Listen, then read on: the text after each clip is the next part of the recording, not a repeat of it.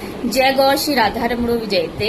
आज हम भगवत गीता का पहला अध्याय करने जा रहे हैं। उसमें हम 6 श्लोक कवर करेंगे। ओम श्री परमात्मने नमः। ओम श्री परमात्मने नमः। ओम श्री परमात्मने नमः। श्रीमद् भगवत गीता अथो प्रथमो अध्याय। श्लोक नंबर 1। धृतराष्ट्रे उवाच धर्मक्षेत्रे कुरुक्षेत्रे संवेतायुयुत्सव मामका पांडवाश्चैव किम कुर्वत संजय। धर्मक्षेत्रे कुरुक्षेत्रे संवेतायुयुत्सव मामका पांडवाश्चैव किम कुर्वत संजय। सबसे पहले यहाँ पे 3 लोग जो हैं वो भगवान के वचनों को सुन रहे हैं। पहला अर्जुन, जिनको स्वयं भगवान बता रहे हैं। दूसरा संजय, जिनको देव दृष्टि प्राप्त है वेद व्यास जी द्वारा। वो किसको सुना रहे हैं? धृतराष्ट्र जी को सुना रहे हैं। धृतराष्ट्र कौन है? धृतराष्ट्र हस्तिनापुर के राजा हैं, जो कि अंधे हैं और उन्होंने गांधारी से विवाह किया और उन्हीं के पुत्र कौरव थे। कौरवों के पिता कौन थे? धृतराष्ट्र। ठीक है। अब यहाँ पे 3 तरीके से लोग सुन रहे हैं। अर्जुन किस तरीके से आप सुन सकते हैं कि प्रोडक्टिव होना और अपनी लाइफ में भी वही चीज उतारनी है। सेकंड, संजय की तरह कि नॉर्मली सुनना है बताने के लिए सिर्फ। तीसरा, धृतराष्ट्र की तरह कि अपने पुत्रों के बारे में जानना है और हर श्लोक में त्रुटियां निकालनी है। इसके बाद जो फर्स्ट श्लोक है, हम फर्स्ट श्लोक में उन्होंने धृतराष्ट्र जी ने पूछा किससे? संजय से, कि हे संजय, धर्म भूमि कुरुक्षेत्र में युद्ध की इच्छा से एकत्रित हुए मेरे और पांडु के पुत्रों ने क्या किया। यहाँ पे डिफरेंशिएशन कर दिया फर्स्ट श्लोक में कि मेरे और पांडु पुत्र के है, तो वो एक ही परिवार के, लेकिन उन्होंने वहीं पे डिफरेंशिएशन कर दिया कि मेरे और पांडु के पुत्रों के बीच में, पांडवों के बीच में क्या क्या चीजें चल रही हैं। तो संजय क्या कहते हैं? संजय उवाच दृष्ट्वा तु पाण्डवानीकं व्यूढं दुर्योधनस्तदा आचार्यमपुसंगम्य राजा वचनं ब्रवीतः। मीन्स अब संजय बोलते हैं कि उस समय राजा दुर्योधन ने व्यूह रचना से युक्त पांडवों की सेना को देखकर और द्रोणाचार्य के पास जाकर यह वचन कहा।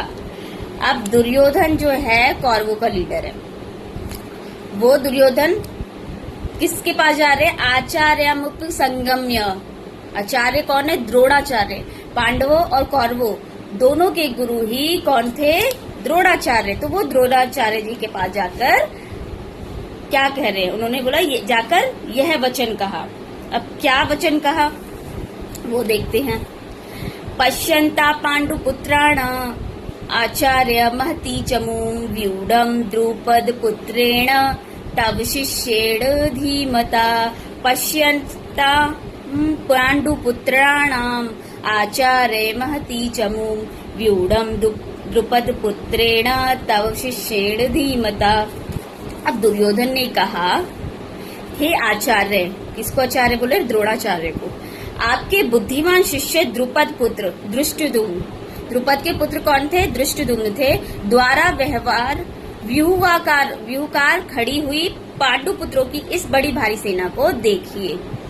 अब वो यहाँ पर द्रोणाचार्य को जी को टोंट भी मार रहे हैं, क्योंकि दोनों को तो द्रोणाचार्य जी ने ही सिखाया, लेकिन अब वो कौरवों की साइड है, तो वो उनको उनकी भूल का आगाह करा रहा है कि देखिए आपने ही सिखाया था ना। मीन्स तो द्रुपद को दृष्टद्युम्न किस लिए टोंट मार रहा है? क्योंकि उन्होंने बड़ी ही सुंदर तरीके से, जिस तरीके से सेना तैयार की जाती है कि किस स्टेप बाय स्टेप किस चीज को हमें आगे खड़े करना है, घोड़ों की सेना को या पीछे तलवारबाजी वाले को खड़ा करना है, तो उस तरीके से उन्होंने व्यू बनाकर एक सारी सेनाओं को सुसज्जित किया था, अच्छे से खड़ा कर रखा था। तो उसको देखकर दुर्योधन ने कहा कि व्यूहाकार खड़ी हुई पांडुपुत्रों की भारी सेना को देखिए, उसकी ओर इशारा करके।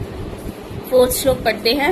अब हम 3 श्लोक एक साथ कवर करेंगे ताकि हम फटाक से मीनिंग समझ लें। अत्र शूरा महेश्वास भीमार्जुन समायुधि युयुधानो विराटश्च द्रुपदश्च महारथा। 5वां श्लोक। धृष्टकेतु चेकितान काशीराजश्च वीरवान पुरजित कुंती भोजस्य शैवस्य नरपुंगवा 6 श्लोक युधामन्युश्च विक्रांत उत्तमौजाश्च वीरवान सौभद्र द्रौपदेयाश्च सर्व एव महारथ। अब तीनों श्लोक में क्या क्या कह रहे हैं कि इस सेना में कौन कौन है। अब किसकी सेना के बारे में बात हो रही है? पांडवों की सारी सेना के बारे में बात हो रही है कि इस सेना में भीम है, अर्जुन है, अर्जुन के समान कोई धनुधारी नहीं है, मतलब वीर की, मतलब एक तरीके से उनकी अच्छाइयां जो है वो व्यक्त की जा रही है कि सारे राजाओं के नाम गिनाए जा रहे हैं। सत्य की राजा है, विराट है, महारथी द्रुपद भी हैं। ठीक है, दुर्योधन बता रहे हैं। कौन बता रहे हैं? दुर्योधन किसको बता रहे हैं? महारथी जो उनके सामने खड़े हुए हैं पांडवों की सेना के बारे में। भीम अर्जुन के समान शूरवीर कोई नहीं है, धनुषधारी अर्जुन है, पराक्रमी बलवान भीम है, युयुधान है, राजा विराट, सत्यकृति, महारथी द्रुपद भी हैं, धृष्टकेतु तथा चेकितान भी हैं, और इसी के साथ पराक्रमी काशीराज भी हैं, और नरपुंगवा मीन्स जो मनुष्यों में श्रेष्ठ सैव्य भी उपस्थित हैं। युधामन्युश्च यानी किसके पुत्र? पराक्रमी युधामन्यु है, बलवान उत्तमौजा भी हैं, सुभद्रा के पुत्र कौन है? अभिमन्यु, और द्रौपदी के 5 पुत्र। सभी तरीके से सिंपली इसमें तीनों श्लोक में बताया गया है कि ये सारे जो लोग हैं इतने ज्यादा पराक्रमी है, बलवान हैं कि ये सब अकेले ही लड़ने में सक्षम है। मीन्स क्या हो गया यहाँ पर कि अब पांडवों की सेना देखकर कौरव जो हो गए हक्का बक्का हो गया। जैसे देखो हमारी भी लाइफ में ऐसा होता है ना, बहुत बार हमारी लड़ाई होती है, कुछ भी होती है, अगर हमने पहले ही शो कर दिया हम लो है या फिर हमारा कॉन्फिडेंस लो है, तो सामने वाले को एक हिंट मिल जाती है कि भाई हाँ ये तो कमजोर है और ये तो नहीं लड़ पाएगा, तो वो उसका एडवांटेज उठा के जो उसे करना होता है वो कर देता है। तो इसीलिए हमें शो ही नहीं करना। तो जिस प्रकार से वो खड़ी है, वो उनको कौरवों की सेना को इतनी ताकतवर लग रही है कि वो सोच रहे हैं कि हम तो ही हार जाएंगे। वो पहले ही मतलब देखने में ही, जबकि कम लोग हैं फिर भी वो देखकर ऐसा लग रहा है कि वो हजारों युद्धों में सक्षम, लड़ने में सक्षम सेना है। अब जो हम आगे के श्लोक करेंगे उसमें हम कौरवों की सेना के बारे में भी करेंगे। अब फर्स्ट अध्याय में सिर्फ हम सेना का स्टैब्लिशमेंट देखेंगे कि सेना किस प्रकार से स्टैब्लिश हो रही है यहाँ पे। इसी प्रकार आपको थोड़े बहुत कैरेक्टरिस्टिक समझने में समस्या हो सकती है, लेकिन आगे जैसे जैसे हम उम्मीद करेंगे आपको इतनी आसानी से सारी चीजें समझ आएगी, और जो आपकी लाइफ में हो रहा है सेम वही चीज हम इसमें पढ़ेंगे। तो इसी के साथ हम ये खत्म करते हैं और अगले इस वीडियो में हम मिलते हैं।